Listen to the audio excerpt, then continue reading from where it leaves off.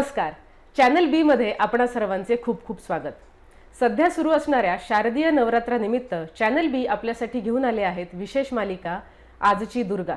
या मालिकेअंतर्गत आपण विविध महिलांशी संवाद साधत आहोत.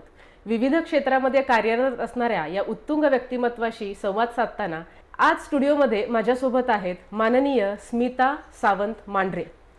स्मिता मॅडम या शिवसेना उद्धव बाळासाहेब ठाकरे या गटाच्या शिवसेना उपजिल्हा प्रमुख आहेत. मॅडम, आपले स्टुडिओमध्ये खूप खूप स्वागत. नमस्कार मॅडम, सुरुवातीला मला आपल्याला विचारायला आवडेल की आपल्याला माहेरहून कलेचा खूप समृद्ध वारसा लाभलेला आहे, तर याबद्दल आपल्या प्रेक्षकांना सांगा. पहिली गोष्ट म्हणजे की सूर्यकांत चंद्रकांत मांढरे असं म्हटलं तरी माणसं जे मान सन्मान देतात ते खरोखर म्हणजे अभिमानाची मला आणि आपल्या कोल्हापूरकरांना भरपूर अभिमान आहे त्यांचा.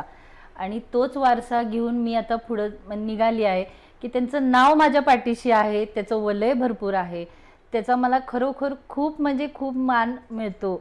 आणि आमच्या म्हणजे आजोबा, माझे ते सख्खे आजोबा म्हणजे वडिलांचे वडील, माझं माहेरचं आडनाव मांढरे, तर सूर्यकांत चंद्रकांत मांढरेंनी कोल्हापूरकरांसाठी जे केलं ते चित्रनगरीची पायाभरणी त्यांनी केलेली आहे. का तर आपल्या कोल्हापुरात एक पंढरी व्हावी एक फिल्म इंडस्ट्रीची, त्याच्यासाठी त्यांनी खूप धडपड केली आणि आपल्या कोल्हापूरकरांना त्यांना वरती आणायचं होतं. त्यासाठी मी त्यांचा जो सामाजिक वारसा आहे तो पुढे घेऊन निघालेली आहे. अरे वा. तर आपल्याला कलेचा वारसा असताना आपलं राजकारणात यावंसं असं आपल्याला का वाटलं? राजकारणात म्हणजे माझे मिस्टरांची जराशी आवड होती राजकारणात, तर त्यांनी मला म्हटलेले की तू एक नगरसेवक तरी ॲटलिस्ट हो, माझी खूप इच्छा आहे. आणि मी त्यांचं एक स्वप्न पूर्ण करण्यासाठी, म्हणजे माझा वारस म्हणजे काय आमच्या राजकारणाचे काहीही संबंध नाही, मग त्यांच्या इच्छेसाठी म्हणून मी राजकारणात गेले. आणि पहिली एंट्री जी केली ती तालुका प्रमुख म्हणून शाहूवाडी पन्हाळ्याचं पद घेतलं शिवसेना महिला आघाडीचं. त्याच्यानंतर माझं प्रमोशन झालं उपजिल्हा प्रमुख म्हणून. तिथे 3 वर्ष मी काम केलं, महिला वाढवल्या, कार्यक्रम चांगले घेतले. तर कोल्हापूरकरांनी मागणी केली की तुम्ही तिथे जाऊन काम करण्यापेक्षा इथे करा. आता गेली एक 4 ते 5 वर्ष झाली मी इथे कोल्हापुरात महिला आघाडीचं काम करते. अच्छा. मग थोडंसं एक वेगळा प्रश्न की लहान वयातच आपल्या पतींचं निधन झालं आणि आपल्या राजकारणाच्या कारकिर्दीला सुरुवात झालेली होती. मग हे दोन्ही तुम्ही कसं सांभाळलं? कारण वैयक्तिक खूप मोठा तुमच्यावरती आघात होता आणि त्याच्याच दुसऱ्या बाजूला राजकारणामध्ये आपण सक्रिय असताना समाजाकडून अपेक्षा एक वेगळ्या असतात. तर वैयक्तिक आणि सामाजिक आयुष्य आपलं कसं राहिलं सुरुवातीच्या काळात? सुरुवातीच्या काळात खूप कठोर आणि कठीण, म्हणजे मनावर मला एवढा म्हणजे दगड ठेवून मी काम केलंय की नाही की बाबा आपण स्ट्रॉंग राहायला पाहिजे, आपला मुलगा आहे त्याच्यासाठी जगायचंय, आपल्यासारख्या किती महिला आहेत त्यांच्यासाठी आपण काम करायचंय. एक महिलेला समजून घेऊन त्यांना काय अडचणी आहेत, आपल्या काही महिला माझ्यासारखं जे झालेलं असतं त्या महिला जाऊन आत्महत्या करतात, त्या गोष्टी न करण्यासाठी, त्यांना एक बळ देण्यासाठी, आपण एक ताकद निर्माण करण्यासाठी ह्या महिलांसाठी मला काम करायचं होते. एक इच्छा होती की आपल्यावर काय झाले ते त्यांच्यावर होऊ नये, ह्याच्यासाठी माझा प्रयत्न असतो. नक्कीच. आता राजकारणामध्ये सक्रिय हळूहळू होत असताना आपण आघात पचवला तर त्यातून यशस्वीरित्या आपण पुढे वाटचाल करत आहात. आणि त्याचबरोबर आपण स्मिता फाउंडेशन नावाने एक फाउंडेशन सुरू केले, तर याबद्दल जाणून घ्यायला आवडेल. स्मिता फाउंडेशनच्या माध्यमातून मी महिला, आता जसं सांगितलं, एक बळ त्यांना देण्यासाठी, मग त्यांचे ज्यावेळी मला रात्री अपरात्री देखील फोन येतात, मग त्याच्यासाठी पोलीस स्टेशन असेल किंवा दवाखाना असेल त्यांच्यासाठी मी उठून जात असते. का तर आपण हे सगळं भोगून पुढे आलेलो आहोत, त्यांना पण एक बळ देण्यासाठी. आणि करोना काळात स्मिता फाउंडेशनच्या माध्यमातून पोलीस म्हणा किंवा बाहेर जे सुरक्षा करण्यासाठी जे डॉक्टर्स होते तिथं आपण प्रत्येकाला सिरिंज म्हणा, पाणी म्हणा, नाश्ता म्हणा, काय लागेल ते आपण दिलेलं आहे. करोना काळात मी पेशंट माझ्या गाडीतनं नेत होते, म्हणजे दवाखान्यात न्यायला काही वेळी ॲम्ब्युलन्स अवेलेबल नसायची, तर मी हे देखील केलेलं आहे. आणि स्मिता फाउंडेशन बरोबरच आपण inner wheel club of Kolhapur sunrise या माध्यमातून सुद्धा सामाजिक कार्यामध्ये सक्रिय आहात, तर याबद्दल काय सांगाल? आता सध्या मी inner wheel club of Kolhapur सनराईजची प्रेसिडेंट आहे. हे क्लब जे आहे ते एक संघटना म्हणजे ती आहे, ती फक्त महिलांसाठी आहे. म्हणजे रोटरीचं आतलं व्हील जे असतं ते इनर व्हील, म्हणजे ह्या महिलांचं काय असतं की ह्या घरगुती महिला असतात, त्यांना राजकारण हे ते काय नको असतं. खरं आवड समाजासाठी करण्यासाठी जी आवड असते ते त्यासाठी त्या शोधत असतात. मग आम्ही त्या माध्यमातनं आता ह्या ग्रुपमध्ये आमच्या 110 महिला आहेत, त्याची आता मी प्रेसिडेंट आहे. त्या माध्यमातनं आम्ही आता 100 बॅगा वाटल्या, म्हणजे जुलैपासून माझं टेन्युअर चालू झालं. बॅगा वाटल्या, त्या बॅगेवर आम्ही बेटी बचाव बेटी पढाओ अशा बॅगांवर टॅग देऊन एक 100 बॅगा, 100 ड्रेस, एक शाळा आम्ही डेव्हलप केली कॉर्पोरेशनची, जी बंद झालेली ती चालू करून घेतली. म्हणजे कॉर्पोरेशनच्या शाळाचं पट वाढवण्यासाठी आम्ही त्या बोलक्या शाळा करतो. असं आमचं एक ध्येय असते की गरीब मुलांसाठी, की बाबा त्या मोठ्या प्रायव्हेट शाळेत जाऊ शकत नाही, मग इकडे आपण त्यांना एक चांगल्या सुविधा द्याव्या. परवा पूरग्रस्तांना आम्ही जेवण देखील वाटलं, स्मिता फाउंडेशनच्या माध्यमातून देखील आम्ही ते जेवण वाटलं. म्हणजे हे सामाजिक काम आहे ह्या क्लबचं आमच्या, आणि आमच्यातल्या सर्व महिला ॲक्टिव्ह आहेत. कधीही अडीअडचणीला सगळ्याजणी उभारत असतात, मग ते फंडच्या ह्याच्यातनं असू दे, नाहीतर एकमेकीला काय म्हणजे लागत असेल मदत, त्यासाठी एकमेकी आम्ही उभारत असतो. अरे वा. मग हे राजकीय आणि सामाजिक दोन्ही गोष्टी ठिकाणी तुम्ही सक्रिय असताना काही अनुभव सुद्धा असे असतील की जे वैयक्तिक आयुष्यावर भरपूर आहेत. याबद्दल काय सांगाल? भरपूर आलेले आहेत अनुभव. खरं ते अनुभव न सांगता की मी त्यातनं कशी बाहेर पडले हे सांगणं मला एक महिलांना सांगावंसं वाटतं की तुम्ही कुठल्या गोष्टीला भिवू नका. तुम्ही एक महिला म्हणून स्वतःला असं कमी लेखू नका की मी काय करू शकणार आहे, मी काय करणार. हे न करता माझ्यात जी ताकद आहे, जी स्त्री शक्तीची ताकद आहे, जी आपल्या महालक्ष्मीच्या अंगातली जी ताकद आहे, ते स्वतःच आणा. शक्ती ती आपल्यातच आपण निर्माण करू शकतोय, ते कोणी आपल्याला देऊ शकत नाही. त्या शक्तीमुळे तुम्ही एक स्ट्रॉंग लेडी म्हणून, एक स्ट्रॉंग स्त्री म्हणून उभारू शकता. त्याला न खच्चीकरण करता एक चांगल्या पद्धतीनं आपण जीवन जगू शकतो. अरे वा.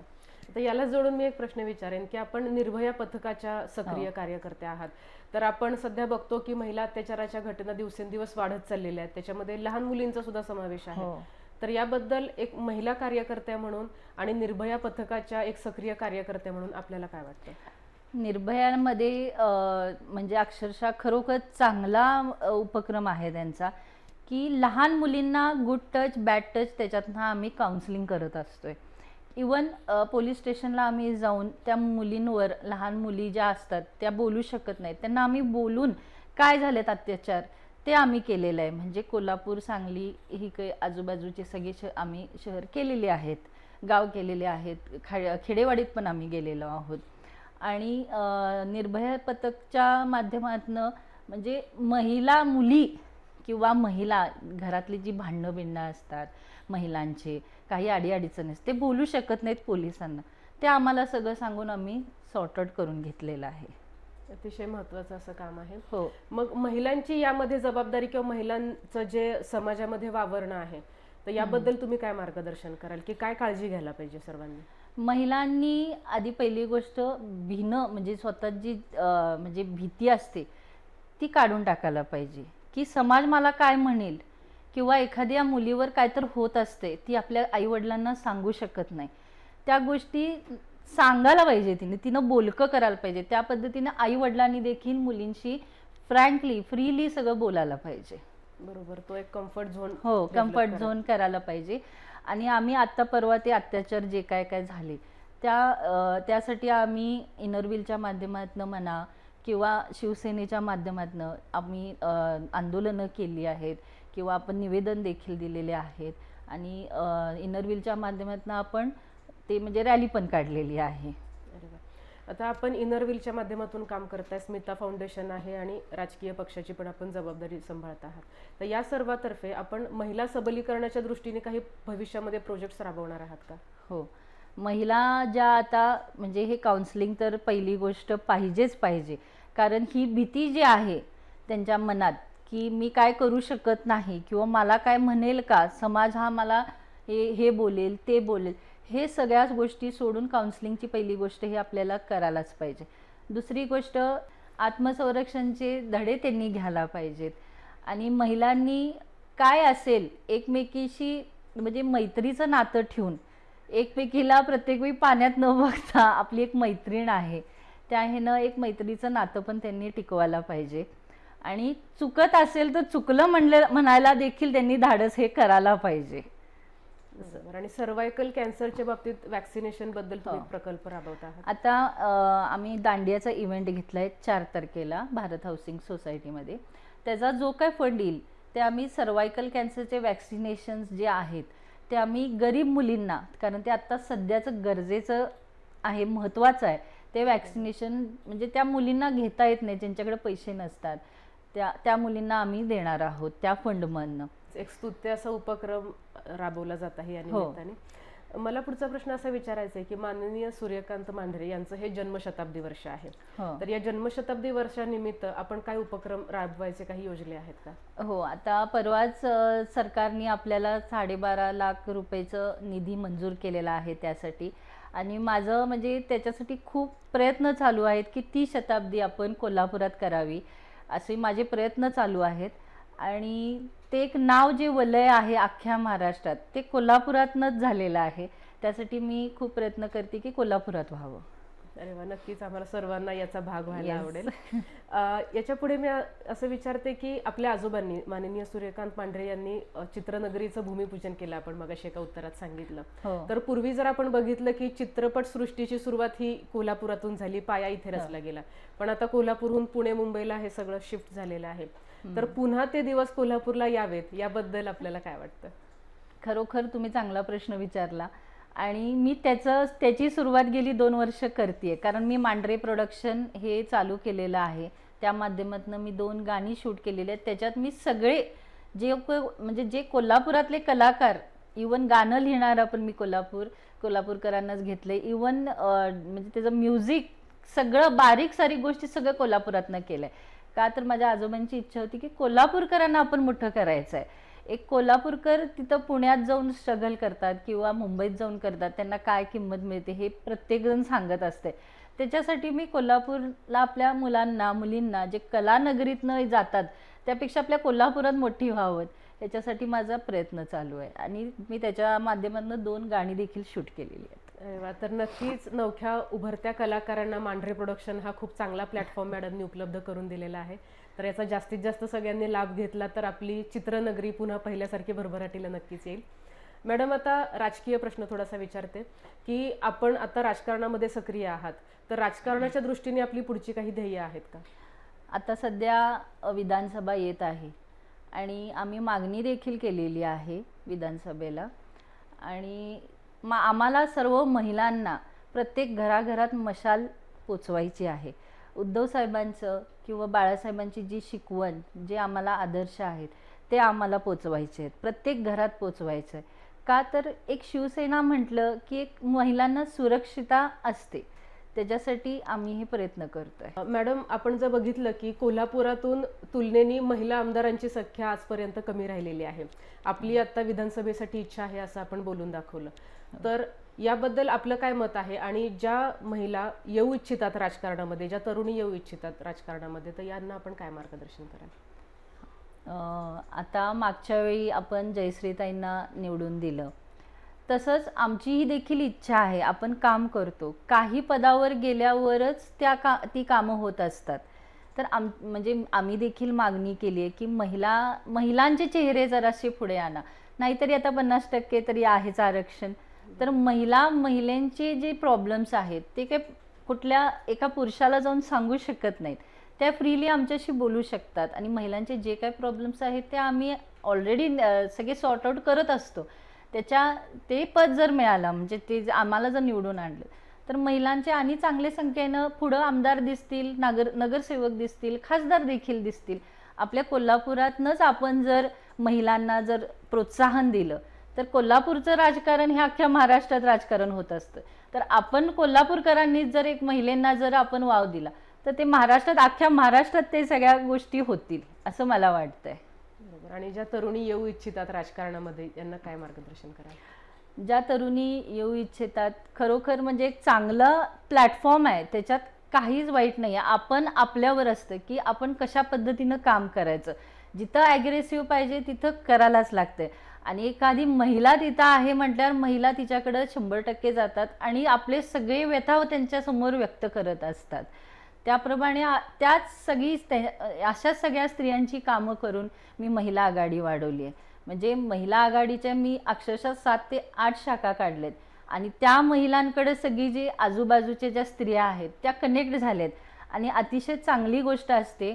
त्यामुळं भिण्यासारखं की मी राजकारणात गेल्यावर मला काय म्हणेल ह्या गोष्टी तुम्ही करू नका. तुम्ही उतरा. ह्याचे सोशलॉजी सगळी सोशल जे ॲक्टिव्हिटीज असतात त्याप्रमाणे आपण करू शकतो.